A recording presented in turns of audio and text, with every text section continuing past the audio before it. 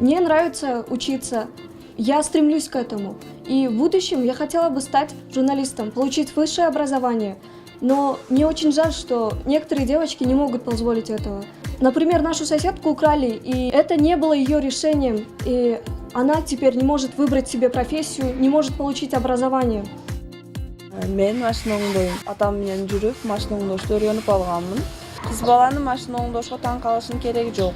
Аксинче кубаныч керек. Мен ошо бир иштин эгеси болуп, машина оңдошту үйрөнүп атам. Уже 4 года я занимаюсь футболом. В этом году у нас был очень хороший сезон, где мы заняли 4 место из 14 команд. Мектепте жакшы окуучумун.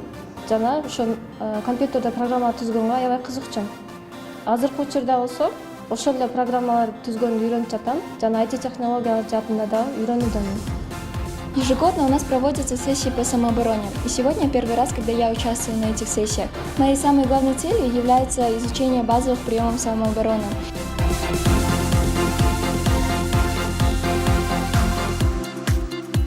Я очень хочу попросить нашего будущего президента, чтобы создавались условия для самореализации девушек и чтобы не было кражи невест в Кыргызстане.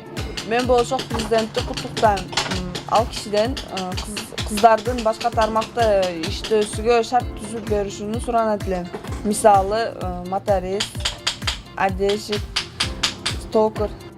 Надеюсь, наш будущий президент уделит большое внимание женскому футболу и будет нашим болельщиком, так как я уверена, что девочки в Кыргызстане готовы показывать хорошие результаты, выигрывать все команды.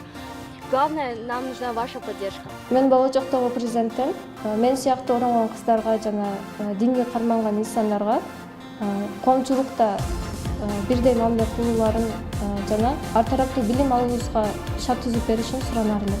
Сейчас я бы хотела обратиться к будущему президенту Кыргызской Республики и попросить его о том, чтобы он обратил внимание на обеспечение безопасности для девушек и всего населения, так как у нас сейчас очень распространены такие проблемы, как ранние браки и ущемление прав девушек.